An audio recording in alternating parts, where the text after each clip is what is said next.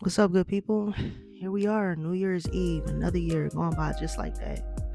So, in this episode, we're going to discuss my struggles with PCOS. So, if you don't know what that is, polycystic ovary syndrome is what it's called. And it's a hormonal disorder in women.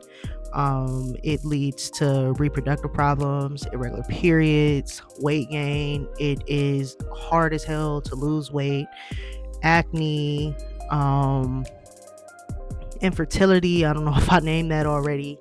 And also, it puts us at risk for type 2 diabetes. So, a little background story on that. When I was about 14, I was getting my menstrual cycle every 2 weeks. And I wasn't sexually active or anything. I was just being, typical teenager. But of course, mother knows best. My mother caught it and made me a doctor's appointment. So when we went there, they drew my blood and everything. That was a whole little case in itself because the technician was new. Later on, my mother got a phone call and they said, okay, your daughter is producing the male hormone like crazy. Like, she has a lot of testosterone in her. Like, are you guys doing anything? No. So immediately they say, okay, well, let's just put her on birth control and we'll get the periods irregular like that.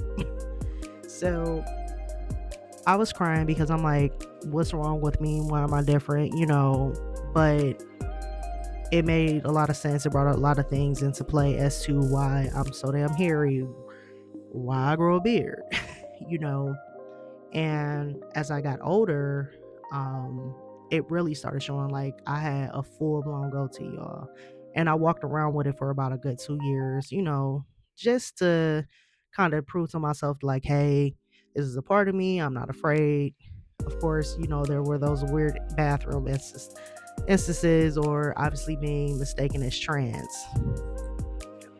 So they called it hirsutism. I can never pronounce this. But anyways, they didn't want to rule out PCOS yet because I was a baby back then. So from time to time, sometimes my periods would last maybe 2 weeks, or maybe like 8 or 9 days, nothing too crazy. Who likes to be on a menstrual anyways? However,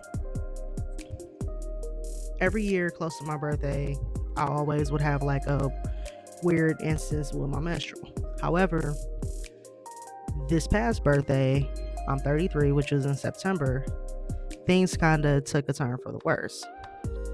And this time I bled for 2 weeks. Didn't think too much of it. And then October, I bled, but then I didn't stop. And a couple years, because I am gonna get a little gory with this and graphical. So y'all know we clot. However, my clots were not the normal clots that I would get. These things were huge, and something was wrong. And so I made a doctor's appointment, and the night before that appointment, I had to keep running to the bathroom at the top of every hour because these clots were coming like crazy, and I was scared. So I go to the doctor and I tell her what's going on. The first thing she says is, you need to go to the ER right now. Okay, that's not all right. Good way of scaring me. So I went downstairs. She said it was the quickest way to get, lab results. So I went down there and I'm telling them, like, my doctor just sent me down here. I am bleeding like somebody shot me down below. So they take me in and everything, and I'm clotting even harder. And so I hate when I have to get urine samples when it's my cycle, and surely or not, the clots were in there. So I'm like laying on this hospital bed. They have pads and stuff underneath me. I'm embarrassed. I'm nervous because I'm like, what the hell is happening? Make it stop. So two ladies, very professional, they performed a procedure on me where they basically she was pulling the clots out of me, and she described them as golf ball size. So as my labs come back, they point out the fact that my hemoglobin is extremely low. So she's like, your hemoglobin's at an 8.5. So I'm like, okay, explain that to me. I work in IT. So when she explained to me, what it costs, she started asking me questions. She's like, are you tired? And I'm like, now that I think about it, I am tired. But me, I'm a person who can't sit still. Either I'm at work, I'm out doing Amazon Flex, it's hard for me to sit still. However, I know my energy has not been there. Standing up and having a shortness of breath, and baby, these, you see these dark circles? Like, I look like somebody been beating my ass every day. So that made me nervous. They ended up giving me a Gestin, and surely or not, the Gestin started working like the next day. My menstrual stops. So I'm like, okay, all right. So we got appointments set up with the OBGYN. They want to run tests, and I'm telling this lady, like, I have PCOS, and she's like, no, you don't. And I'm like, you can't really argue when you don't have a medical degree and you're not a medical professional. But however, with me doing research all these years and trying to find women like me, everything keeps pointing back to PCOS. So anyways, things are all good. You know what I'm saying? I'm cramping a little bit, but I'm like, maybe it's a side effect from this Gestin. They also had started prescribing me iron pills. All right, everything's cool. My menstrual then started making its way back. I'm spotting. So technically I had stopped bleeding for like 2 weeks, maybe 2.5 weeks, and I was back at it. So I'm now telling them like, hey, y'all, I'm bleeding again. I'm still going. And now all of a sudden, here we are to these huge clots again. Clotting like crazy, bleeding like crazy, honey. You just would have thought somebody stabbed me down below. And now I'm scared. Back to the ER we go. Because at this point, I am now starting to feel a little dizzy. I'm feeling tingling in my hands and my fingers. And, I'm worried. So they tell me everything's going to be okay. And then they go, your hemoglobin is now at 8.3. Well, how is everything okay if basically these iron pills are just being flushed out of me? It's like as soon as I swallow them, I'm bleeding them out. What do we do? Do I have to get a blood transfusion? I'm like scared as hell, y'all. So now we're talking about November. So they schedule a procedure for me, and this was, I want to say coming towards the ending of November.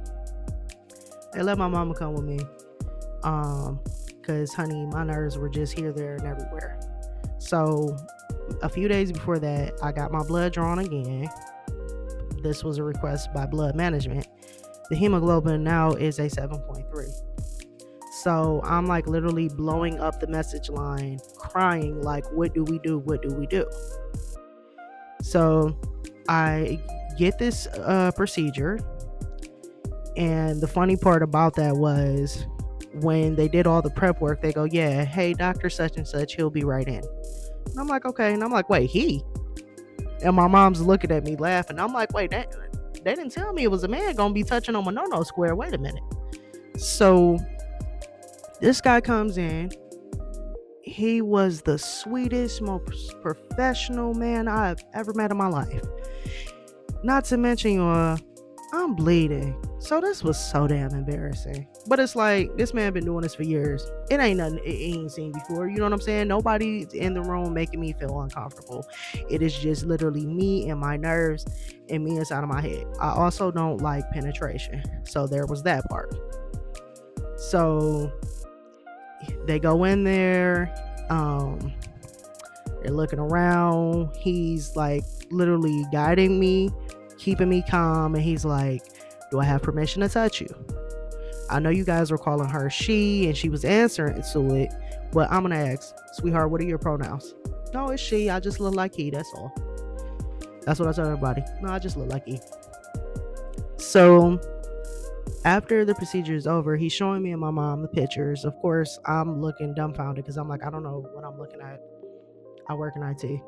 That's always my excuse when it comes to medical terminology. I work in IT. And he goes, so yeah, the PCOS, it's definitely taking a I'm like, wait, did you just say I had PCOS? And I looked over at my mom. He was like, yeah, you definitely have it. Look, there are the follicles over on your ovaries right there. And I'm like, I have been saying for years, and it take a male doctor to say, hey, you got it. So they found a polyp. So a polyp is a benign growth, sometimes cancerous, but that's very, very rare. I know sometimes they say men can get them in the prostate. However, mine is up in my uterus area. And those, what they do is we're already shedding lining on our when we're on our menstrual because our body is preparing for a baby. But what the polyp is doing is making things worse. It's basically creating extra lining. And so it explained why I was having extra pain, why I had been in pain for so long, and why the hell I'm bleeding when I shouldn't be bleeding. So I have surgery to get that removed on the 14th. So at this point, I'm kind of happy that now that we had some answers and stuff. However, I was also working 3 jobs. So day job is IT. I was working part-time in a shoe store, and I do Amazon Flex. If you know, you know. You need to hop on that Flex. Anyways, I go to work, my IT job, and one of the HR managers looked at my face and goes, are you okay? And I'm like, yeah. She's like, you look really tired and really sleepy. So I kind of went in the bathroom and cried because I'm like, oh my God, now it's becoming noticeable. I was trying to keep this a secret from my job. This doesn't mean that I can't perform my job, but people are starting to see it in my face. So then another person noticed it and said, what's going on? Now, this is somebody I'm kind of close with. And so, I had broke down and I told her, this is what's going on. And I'm like, I have low iron and I barely have any blood in my body. Don't say anything. She was like, no, I seen it, such and such seen it. And I'm just like, I don't know what to do. Like, we got stuff in place and I'm trying to do what I need to do. So a few days later, day of our holiday party, my boss, he goes, what's going on? Because that same day, I happened to sleep through my alarm. How the hell did I sleep through my alarm? So immediately, my heart starts beating fast. And then I just broke down and told him everything. And I'm like, look, we're doing what we need to do. And I'm like, but don't you think I can't do my job? This has been going on for months and I've still been performing and getting tickets done and blah, blah, blah. And he's like, whoa. Do you need anything from us? And I'm like, when I get the dates for stuff, I'll let you guys know. I told you guys I got a procedure going on, but as more start popping up, this is what we're gonna do. So again, I go in the bathroom and I cry because I'm like, now my boss knows. You know what I'm saying? So later on that day, I had a doctor's appointment with blood management. And so she's breaking stuff down to me and she's like, okay, we got to get you on some iron infusions. We got to get those started. And she goes, your heart is working double time. Your organs are not getting enough oxygen. And that scared the shit out of me. I'm not gonna lie. I'm like, this ain't how I want to go out by literally bleeding to death. But damn. So I had to make the decision to let one of my jobs go because she told me like I was doing too much and I was overworking my body. And y'all, I'm not gonna lie, like my bed is like my best friend. And it's not even because I'm depressed or anything, but it's like it feels good just to lay down. Like I'm really, really tired, but then with my mind racing and stuff, sometimes it's hard for me to fall asleep. But just laying down is enough for me. So this is currently where I am. I had my first infusion on Monday. In a couple hours, I'm about to go in and get my second one. And then I have a pre-anesthesia doctor's appointment later on. It's a virtual whatever. We're going to talk about the anesthesia for the removal of the polyp. If anybody is out there that's facing these same challenges, honey, you're not alone. Let's talk about it. This is a safe space, non-judgmental. I get the whole depression factor about it. I understand the weight situation. Like, baby, I get it. You are not alone. However, I just want to come over here and share my story and let you guys know that, pay attention to your body, especially when you starting to get up in age, because you never really know what's going on in there. And if you're a hard-headed person like me who likes to shake stuff off, start paying attention to your body, please.